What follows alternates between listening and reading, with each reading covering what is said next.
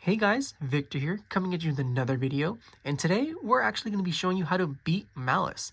Now, as far as this deck is concerned, it's something that I have been playing pretty much non-stop since its release, as it's one of the only ones that's actually interested me between this one and Ryzeal, when it comes to being like top decks of the format, right? However, I'm not going to lie to you, this deck, it's in a really weird spot. So there's so many different variants that it's honestly pretty difficult to become accustomed with each one until your opponent actually like shows you the secondary engine. And not only that, but it's very possible that some hands this deck just completely plays through every single hand trap you have, and then other games it struggles tremendously depending on like what starters they open. And as a result, you will be like in a little mini game every single time, right? As the most like common thing that this deck tends to do is they'll like set a card, and if it's like a Malice trap card, that basically allows them to dodge things such as like Imperm or Veiler or just most interactions, and then you just go like -1, and then you just like wasted a card for no reason while your opponent continues to plus. So hopefully by the end of this video, things like that are going to become a little bit more avoidable, and you'll actually be able to like pick up a trick or two to actually be able to deal with this matchup a little bit more effectively. So with that out of the way, let's jump straight into it. Now, before we can actually talk about how to beat the deck, we're going to have to familiarize ourselves with the multiple engines that you're going to most commonly see paired with the Malice strategy. And there's typically going to be like 5 variants that are all very popular. And I don't want to say they do the exact same thing, because they definitely have like their strengths and weaknesses that balance each other out. But for the most part, the Malice strategy is going to be unchanged. It just really depends on how your opponent wants to complement them well, or complement them with. So let's start off with the Kashtira engine.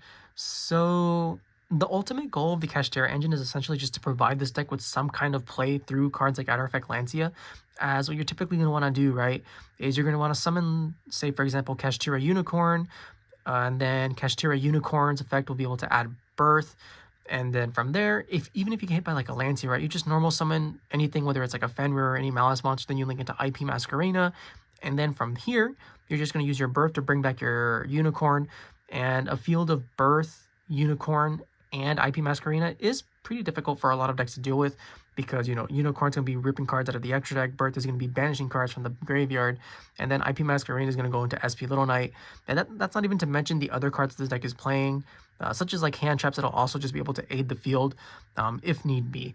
So yeah, like the Kashtira variant, it's definitely a little bit more resilient to cards that would normally be a blowout, especially against like pure Malice.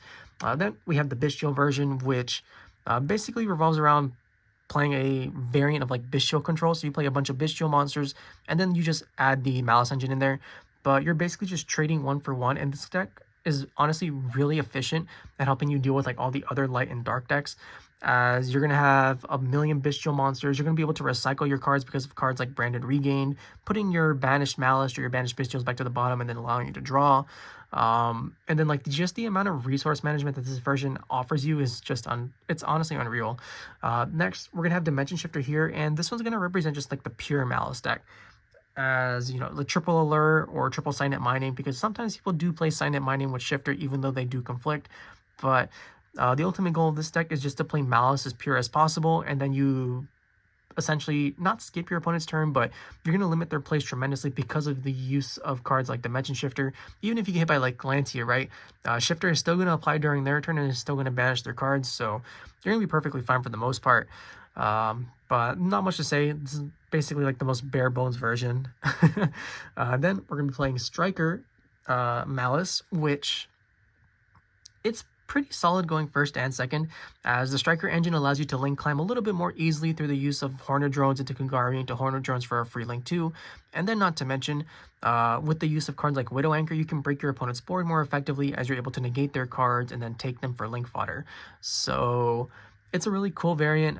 It's a very small engine too. I think it's basically just like the 3 engages that were allowed, plus the 1 drones and like 2 to 3 Widow Anchors. It's not a lot of investment, and it's surprisingly effective at what it does, because think of it as like I don't know if you guys were around for this, but I guess it's the most similar to like Orcus Striker, where you're basically just using the Striker engine to link climb into instead of like Nightmare Mermaid, for example, because any 2 cards is Nightmare Mermaid, we're just using it to set up our Link 2s to be able to access our Malice engine a lot more easily. So, you know, really, really strong, really effective.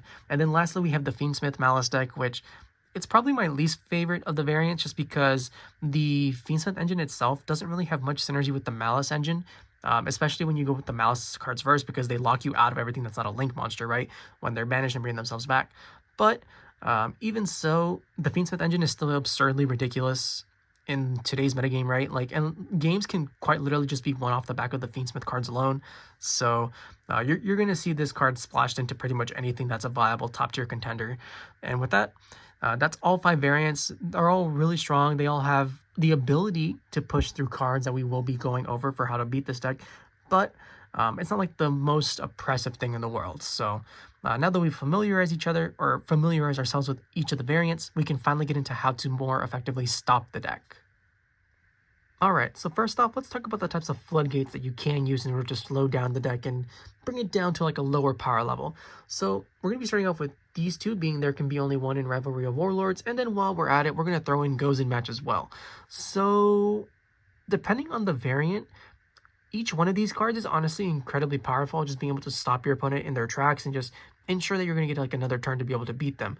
In the case of There Can Be Only One, if you're playing against like a pure Cybers deck, which is the normal Malice deck, this card can just be like an auto-win in a lot of situations where you're basically going to be forcing your opponent to go summon a Malice monster, and then they're going to have to like burn any of like their potential hand traps and then go into Nightmare Phoenix, which is basically going to be their only out for this. So as long as you have like a negate for the Nightmare Phoenix, you're basically just set right then and there to win the game. Then in the case of like Rivalry of Warlords, again, you're basically just going to have to be focused on the, well, it's not very good against like the Fiendsmith variant, right? Because that one, they're all fiends, and Nightmare Phoenix is a fiend, so they're just going to be able to pop this one pretty easily. But against a lot of the other variants, such as like the Kashtira version, where you're meshing Psychics with your Cybers monsters, or the Bestial variant, where you're meshing Dragons with your Cybers monsters, this can be proven as like a hindrance.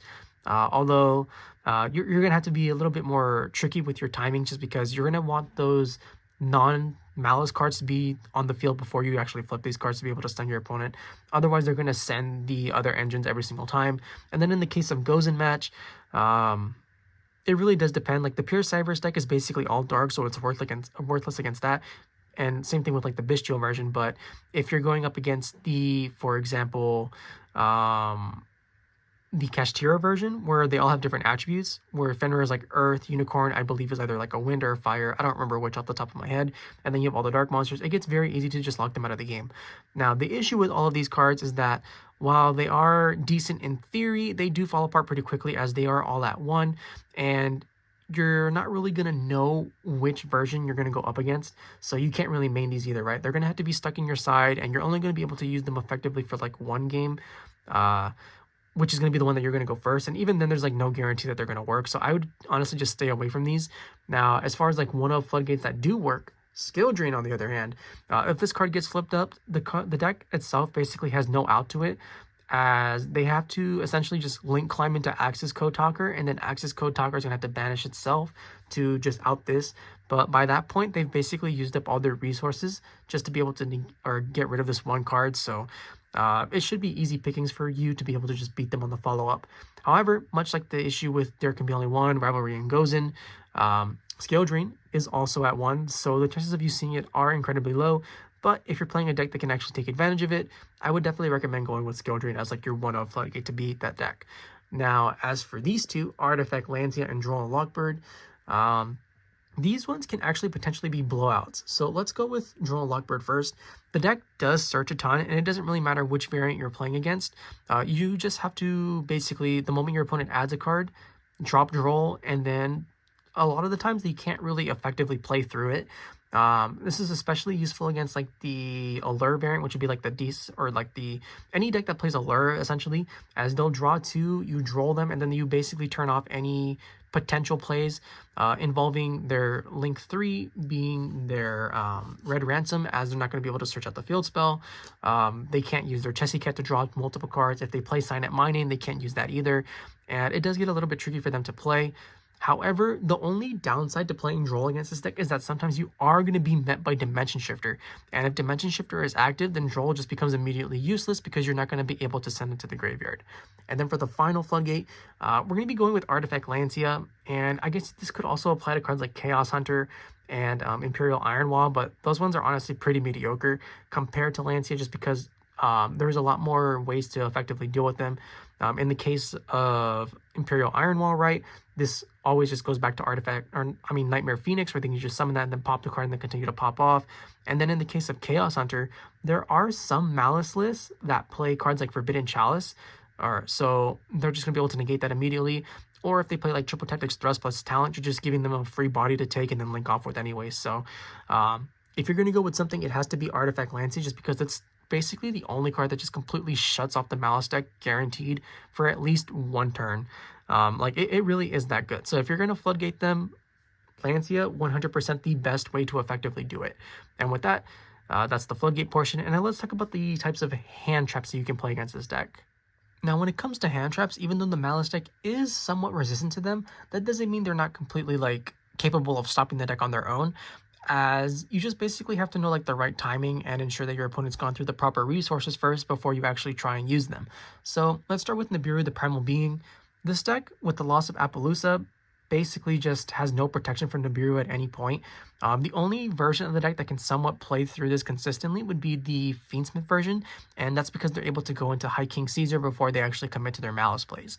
But for the most part, Nibiru is going to be able to clear their board every single time. The main issue that comes with this is that people don't really know when to Nibiru this deck, as they'll typically just see like 5+ summons and then see a board of like 3 monsters and then go straight for Nib. But if you really want Nibiru to be like truly impactful, you're going to have to wait for your opponent to commit to some resources first, right? So first off, you're going to want them to have used their field spell first, which is going to be pretty difficult to do because the field spell is basically going to be insurance for protection against like Nibiru, because they're just going to keep it in their hand, and then if you decide to drop a Nib, they're going to activate it, and then they're going to banish the link that hasn't been brought back yet. I guess like in that instance, Nibiru is pretty mediocre, but there are a lot of bad Maliss players. So if your opponent has gone through like all their effects because they wanted to be like super greedy, especially when they're going for like a Nightmare Griffin play, for example, right? Or even like a Terahertz play, they've used up all their Link Monsters effects to come back, so you can just nib them and just leave them with nothing in most situations. And then here comes the second point, where even if they've used the field spell, that doesn't mean they're out of extenders, as a lot of the times you're going to be seeing a Maliss player play something such as like Link Spider, where they're going to take the token, make the Link Spider, and then they're just going to summon like another extender just to continue comboing off. So Nibiru, while it is pretty solid and is going to be guaranteed to resolve, is a little bit trickier to use than most others. So if you want to play Nib, you got to be a little bit more careful with that. And then in the case of Infinite Impermanence and by extension Effect Veiler, it's really weird, right? Because this deck basically forces you to play the minigame of do they have the trap, where they set a card. If it's a Malice spell or trap, or sorry, if it's the Malice trap, they can effectively just completely ignore this card and cause you to go -1 while resolving all their effects. And it's just a gamble that you're going to have to take, even though I would not recommend it. Instead, I would recommend saving cards like Imperm and Effect Veiler for their links, more specifically the Haggard Lizard Dose and the Splash Mage, as those are key choke points to the deck that cards like these can effectively answer. And there are a lot of times where they just don't have the extender, especially when you hit those cards. So they are pretty solid. And then you could also just go for like the higher level links, being, for example, Nightmare Griffin, where I wouldn't recommend necessarily using the Imperm on the try to discard and set a trap, even though it is possible. It'd be better off just saving it for your turn and then turning off their monster, or like doing that to like a Firewall Dragon as well, especially if they do not have the Disave Worm in the graveyard. But that's neither here or there. So while these cards are solid, they're easily able to be played around. So much like Nibiru, that's something that you're going to have to be conscious of. Next up, we're going to have Ghost Ogre and Snow Rabbit, which, I mean, it's fine, I guess, because you're always going to be robbing your opponent of a resource no matter what. But it really gets to shine against their Link 2s, right? Much like with Imperm and Valor, you typically want to use these on like the Lizard Dose or the Splash Mage just to get rid of a monster, and then watch your opponent struggle, as they're going to have to even burn harder resources to just Link Climb even more effectively. And especially if you're able to like pair these ones, especially like Ogre with like a Nibiru, there are a lot of times where the Ogre itself is going to cause them to go through their field spell, and then they open themselves up to getting to be hit by like Nibiru. So you know, just something to think about. Next, we're going to be talking about Ghost Spell and Haunted Mansion. This card's okay. Its main two uses come in the form of being able to stop the 06, which is the Reborn trap, which can bring back a Maliss from either the Banish or the Graveyard, which is pretty strong because just being able to stop that during your turn especially goes a long way in helping you win the game pretty easily, because it means they're not going to be able to summon out cards like White Binder to just banish their graveyard or banish your graveyard and then pop off. But this card also has phenomenal uses of being able to stop the field spell, as the effect of the field spell, right, is to banish a Maliss monster from your deck or graveyard, and then you just Ghost Bell that, and then you negate it, and you're basically just good to go because you burn one of their more powerful effects, or you prevented one of their more powerful effects from resolving, and just it's basically just there to be there at that point. And then lastly, we're going to have Ash Blossom and Joyous Spring. Now, the deck does have a lot of tempting targets for Ash Blossom and Joyous Spring, right? They have the Chessy Cat, they have the Allure of Darkness, they have the Signet Mining, and lots of other things that are similar in nature. You could even use it like on the Red Ransom to set the field spell search. But I think the best use of Ash Blossom, unironically, would be using it on the White Binder's effect to come back when it's banished. And for those of you that don't know what White Binder is, this is White Binder, right? It's the one that DD crows 3 cards on special summon, and then it's able to set traps. But by holding your Ash Blossom for the White Binder banish summon, you're effectively cutting them off from so many different plays, right? So they're not going to be able to get the DD Crow. You're going to keep the White Binder in the banish zone, which, if they don't have access to the GW06, basically means it's stuck there until they're able to summon Hard Scripter to shuffle it back into the deck. And a lot of the deck does revolve around White Binder being able to be summoned at some point during the opponent's turn to just pop off and interrupt their plays. So yeah, like if you're going second, this card against White Binder is just phenomenal at helping you deal with the board more effectively, and just being able to basically cut them off from their huge momentum swinging plays, which in a lot of cases will just end the game right then and there, because if White Binder does get summoned, you're going to be in a lot of trouble. But yeah, with that, that's the video. I hope you guys enjoyed it. If you did, please feel free to like, comment, and subscribe. And if you feel like I left anything out, just let me know down below. I'd love to talk about it with you guys. Or if you have any other questions, just, like I said, ask below. So with that, I'll catch you guys next time. See ya.